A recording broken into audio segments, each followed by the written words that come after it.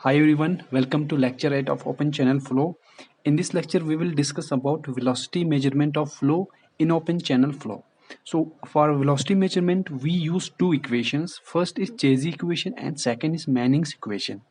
Although both equations are very important, but we use Manning's equations widely. Questions had been asked on the basis of Chazy equations as well, like in GATE and IES. So let us first discuss Chazy equation, then we will move to Manning's equation. So चेजी equation की अगर हम बात करें, सो चेजी equation ने हमें बताया जो velocity of flow है it's equivalent to C under root of R S not. I said Chezy equation is used to measure velocity and velocity using Chazy equation is equivalent to c under root r s naught.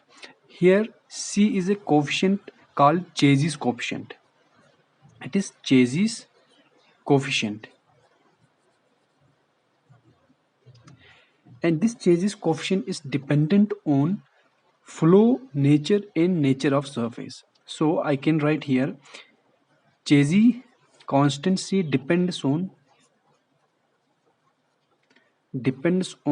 flow nature first and secondly and nature of surface.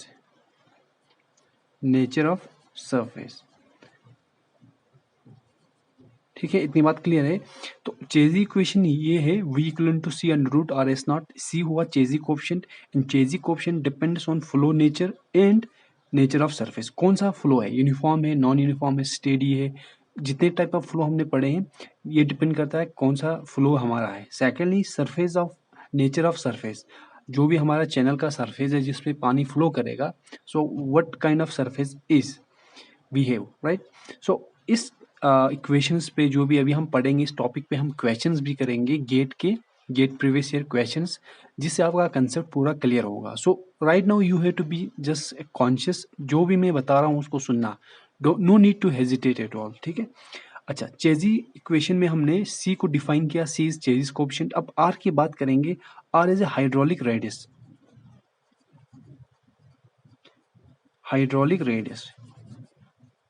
So hydraulic radius किसी भी channel की अगर हम बात करें तो वो होता है एरिया अपॉन पेरीमीटर, ठीक है।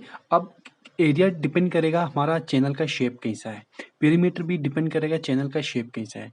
रेक्टेंगुलर के लिए एरिया डिफरेंट होगा, पेरीमीटर डिफरेंट होगा। ट्रेपेजोइडल के लिए एरिया भी डिफरेंट होगा, पेरीमीटर डिफरेंट होगा। So R will differ with type of channel, whether it is rectangular, trapezoidal, triangular, कौन सा चैनल है ये हम आगे फर्दर जब हम मूव करेंगे वहां पे हम डिस्कस करेंगे। फिलहाल आर का मतलब हुआ hydraulic radius and hydraulic radius होता है एरिया अपॉन पेरीमीटर। इतनी बात क्लियर है।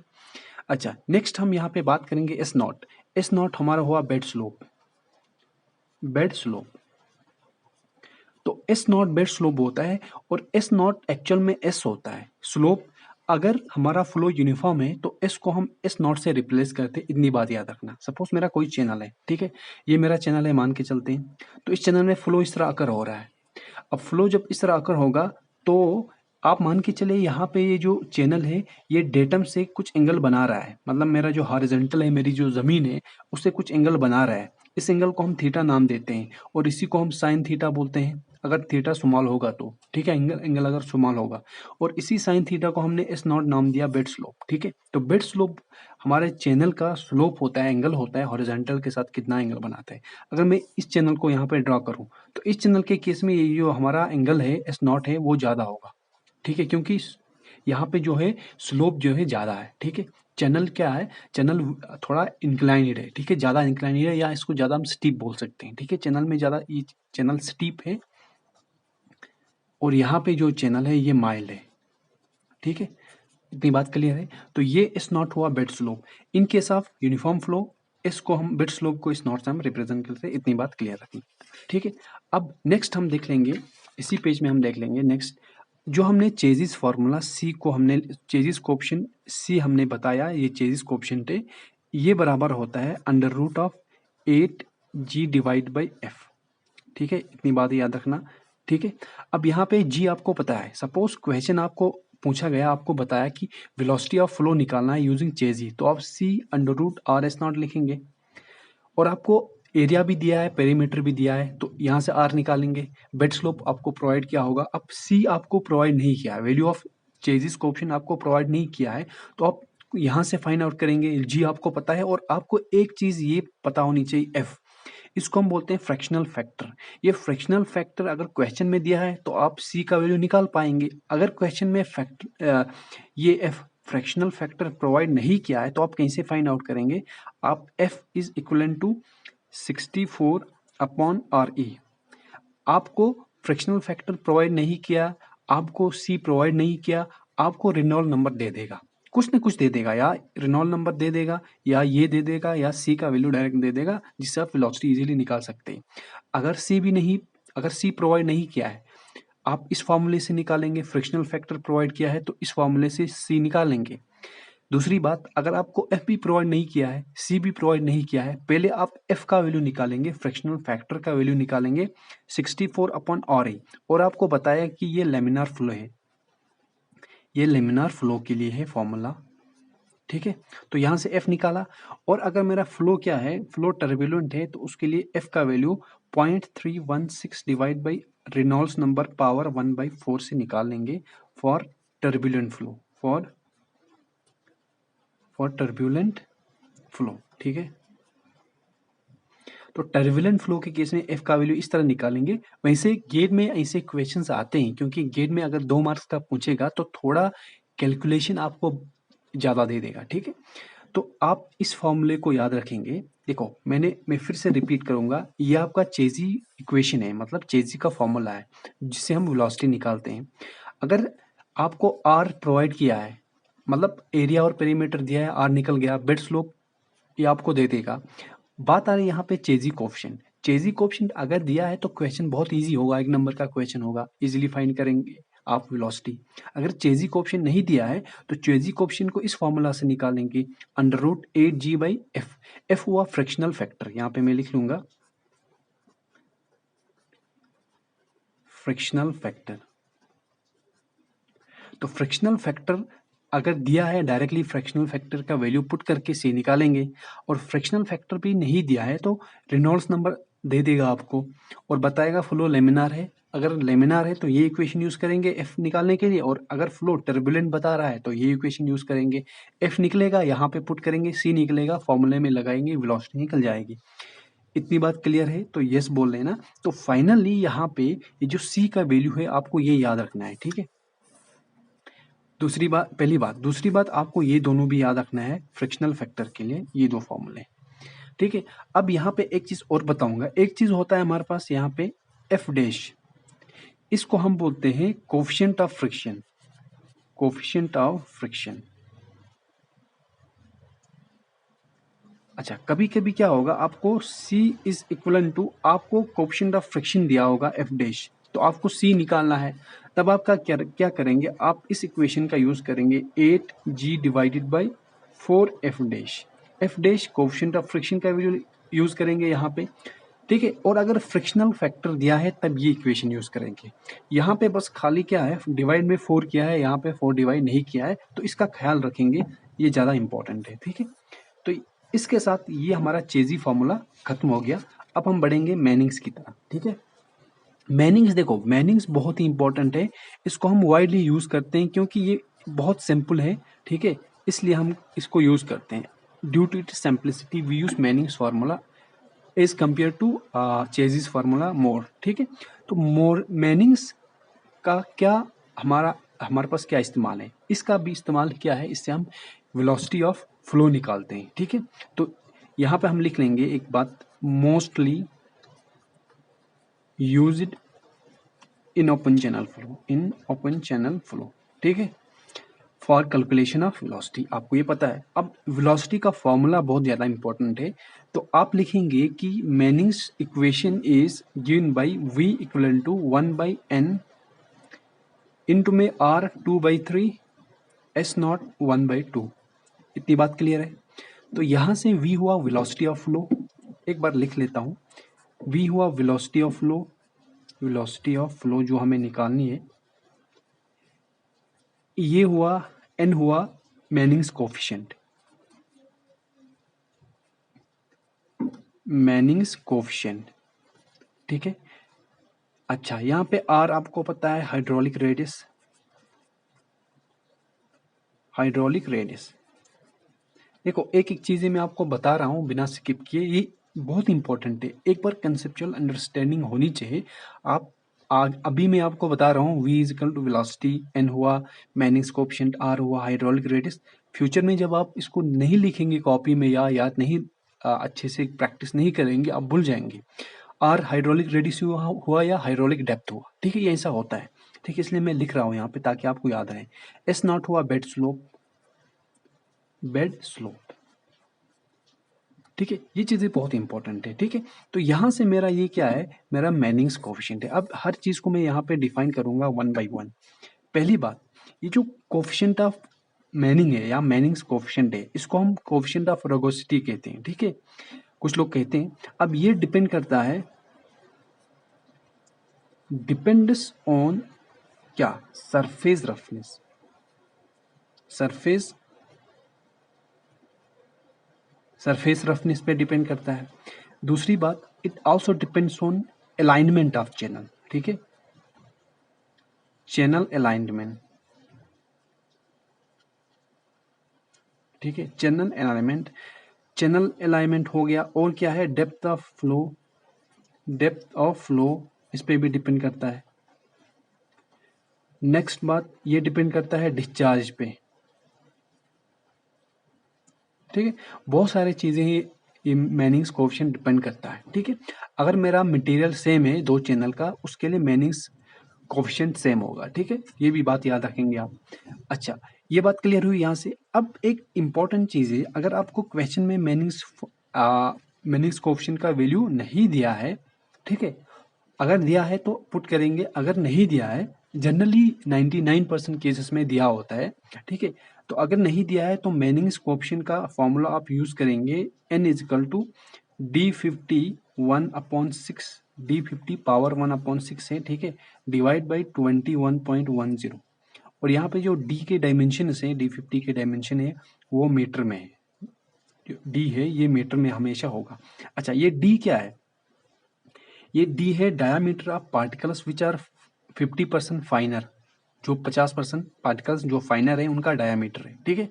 टोटल में से जो 50% फाइनर है उनका डायामीटर d50 हो गया, ये आपको क्वेश्चन में दिया होगा, और मीटर में होना चाहिए। अगर ये मीटर में नहीं है, सेंटीमीटर में है, पहले आप मीटर में कन्वर्ट करना। क्वेश्चन में यही गलती होती है, देखो ये चीज से एग्जामिनेशन में आपको ना इन्हीं चीजों में पकड़ेंगे, ठीक है। ये एमएम में है ऑलरेडी स्टैंडर्ड फॉर्म, आपको सेंटीमीटर या एमएम में दे के आपको कंफ्यूज करेगा। तो सबसे पहले आप मीटर में चेंज करेंगे d50 को, उसके बाद इसका वैल्यू पुट करके n का वैल्यू निकालेंगे, जिसको यहाँ पे यूज करेंगे। 99% और 98 to 99% केसेस में गेट के क्वेश्चंस में n दिया होता है, ठीक है। सारा खेल यहाँ पे हाइड्रोलिक रेडियस पे होता है, ये निकालना बहुत चैलेंजिंग रहता है, ठीक है, डिफिकल्ट क्वेश्चंस में, ठीक है। अब हम एक चीज और डिस्कस करेंगे यहाँ पे, ठीक है, वो है यहाँ पे relation between C and N, Chezy's coefficient and Manning coefficient आपको पता है। रिलेशन बिटवीन, ये हुआ C Chezy coefficient and Manning's coefficient N, इन दोनों के बीच में रिलेशन क्या है, ठीक है। तो इन दोनों के बीच में रिलेशन, ये रिलेशन इन दोनों का बहुत इंपॉर्टेंट है, ठीक है, इसलिए मैं दिखा रहा हूँ। C equal to 1/n r⁴ यहाँ पे r हाइड्रोलिक रेडियस है, n क्या है, मैनिंग्स कोफिशिएंट है, ठीक है, n जो है मैनिंग्स कोफिशिएंट है। तो इस फॉर्मूले को, इस इक्वेशन को जो भी है इसको याद रखेंगे। अगर आपको क्या किया है, अगर आपको कोफिशिएंट ऑफ मैनिंग दिया है, n दिया है, और आपको बता रहा है वेलोसिटी निकालनी है using चेजी formula, I will repeat my statement, अगर आपको क्वेश्चन में बता रहा है कि n का वैल्यू, मैनिंग्स का वैल्यू कुछ दिया है 0.003 समथिंग कुछ दिया है, ठीक है, ये दिया है आपको क्वेश्चन में, और आपको बता रहा है चेजी फॉर्मूले से निकालना है आपको वेलोसिटी, तो यहाँ से चेजी कोएफिशिएंट निकालेंगे एक बार क्विकली। उसके बाद v equal to c under root r s not से वेलोसिटी निकालेंगे, ठीक है। बट आपको जनरली क्या होगा, जनरली आपको c का वैल्यू दिया जाएगा, 98% केसेस में c का वैल्यू देंगे आपको, और आपको बोलेगा कि वेलोसिटी निकालो यूजिंग मैनिंग फॉर्मूला, ठीक है, तब c दिया होगा, n यहाँ से निकाल लेंगे, ठीक है, इतनी बात क्लियर है। तो ये हुआ आपका रिलेशन बिटवीन चेजी एंड मैनिंग। अब यहाँ पे हमने आपसे बताया, देखो हमने आपसे बताया वेलोसिटी अकॉर्डिंग टू मैनिंग, क्योंकि मैनिंग ज़्यादा यूज़ करते हैं। अब हम मैनिंग की बात करेंगे। v equal to 1/n r power 2/3 s not 1/2 होता है। यदि बात क्लियर है, हमें पता है डिस्चार्ज होता है एरिया इंटू वेलोसिटी, और ये जो वेलोसिटी है ये एवरेज वेलोसिटी है, याद रखना एवरेज वेलोसिटी ऑफ फ्लो है, ठीक है। अच्छा, तो यहाँ से वेलोसिटी हमें पता है, डिस्चार्ज कैसे निकलेगा, वेलोसिटी इनटू एरिया करेंगे तो यहाँ से डिस्चार्ज की जो इक्वेशन है वो है v into area according to Manning. तो ये मैनिंग फॉर्मूला से हम डिस्चार्ज भी निकाल सकते हैं। तो क्यू क्या होगा, क्यू बराबर होगा v का वैल्यू हमने यहाँ पे निकाला है using Manning 1/n r2 power 2/3 s not power 1/2 into area, ठीक है। अब ये एरिया डिफरेंट चैनल के लिए डिफरेंट होंगे, जिसकी हम बात अभी कर लेंगे। यहाँ पे एक इम्पॉर्टेंट चीज और जो मैं ऐड करना चाहता हूँ वो है, इसको थोड़ा अल्टर करना पड़ेगा पहले, Q equal to 1/n r2 power 2/3 a into S not 1/2। तो यहाँ पे ये जो टर्म है इस टर्म को हम बोलते हैं के का मतलब हुआ conveyance of channel. So conveyance of channel K होता है, and it is equal to conveyance K is equal to 1/n r2 power 2/3 a इसके बराबर होता है कन्वीनियंस, ठीक है। तो ये आप याद रखेंगे, अगर आपको कभी भी क्वेश्चन में कन्वीनियंस का वैल्यू दिया है तो डिस्चार्ज निकालना है तो कन्वीनियंस इनटू बेड स्लोप कर देंगे पावर 1/2, इससे आप निकाल लेंगे।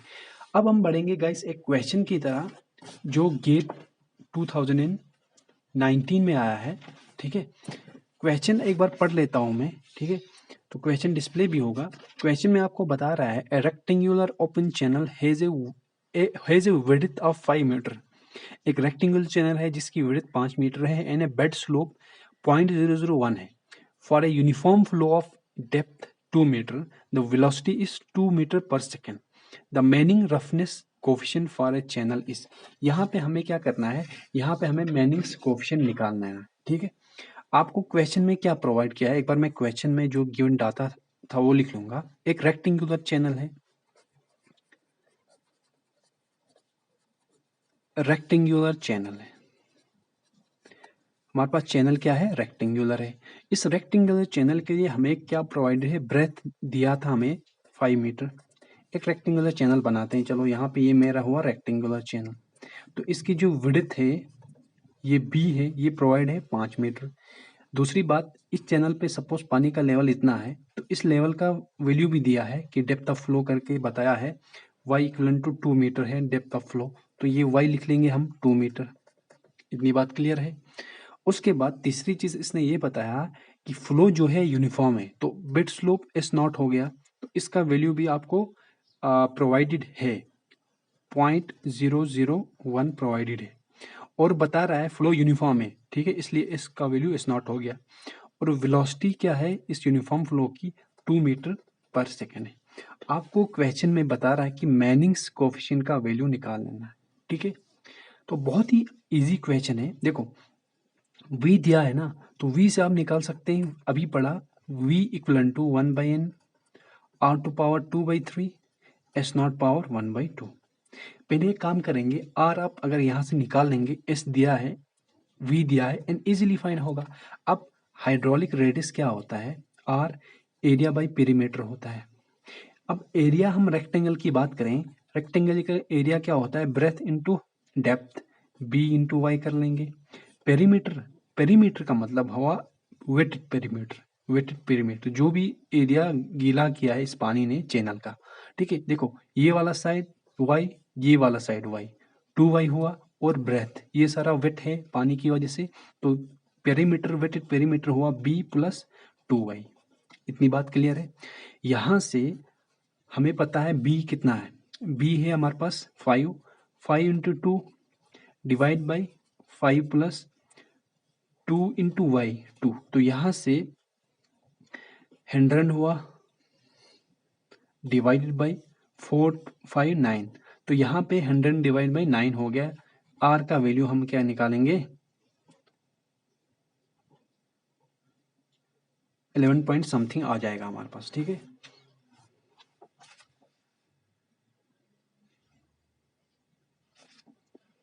ठीक है, एक बार इसको हम कैलकुलेट करेंगे तो हमें यहाँ से जो आर का वैल्यू है वो 10/9 आता है। ठीक है,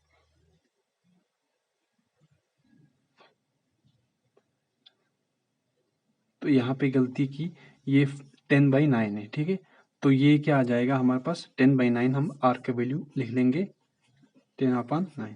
ठीक है, तो आर का वैल्यू यहाँ पे हमें 10/9 आ गया। तो अब इजीली हम निकाल सकते हैं एन। तो एन को निकालने के लिए वी का वैल्यू हमें पता है 2 है, 1/n। आर क्या है, 10/9 पावर 2/3।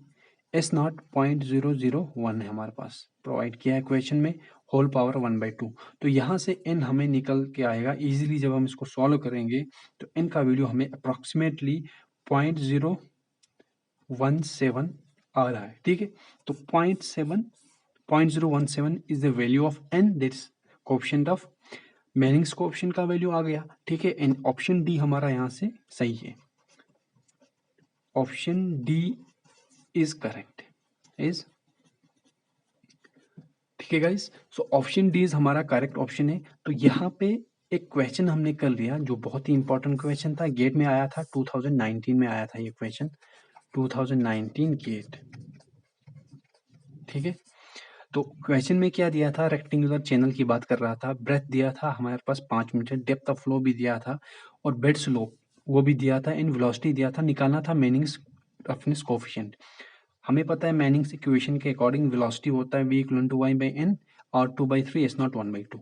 यहाँ से ये दिया है, ये फाइंड आउट करना है, ये भी प्रोवाइडेड है। r निकालना था, हाइड्रोलिक रेडियस होता है area by perimeter, area rectangle के लिए b × y होता है, पेरीमीटर क्या होता है b + y × y, sorry y + y, मतलब जो एरिया जो पार्ट इस चैनल का गीला हो गया वो निकालना है। ये पूरा गीला हो गया पानी की वजह से, ये साइड गीला हो गया y वाला डेप्थ, और ये साइड क्या हुआ, गीला हुआ, तो b + 2y आ गया। तो हमें क्वेश्चन में b भी दिया है 5, y क्या है 2 है, यहाँ पे मैंने 20 लिया था जो कि गलत था, यहाँ पे 2 है, तो 5 2 10 आ गया यहाँ पे, और 5 + 2 2 4 9, तो 10/9 यहाँ से मेरा क्या आ रहा था, r। तो r का वैल्यू रखा, s नॉट का वैल्यू रखा, 2 v का वैल्यू रखा, एन इजीली कैलकुलेट किया, तो n का वैल्यू 0.017 आया। तो ऑप्शन डी हमारा करेक्ट है। ठीक है गाइस, तो ये हमारा अबाउट मैनिंग्स एंड कौन सा मैनिंग्स इक्वेशन एंड चेजी इक्वेशन हमने यहाँ से कर लिया। ठीक है,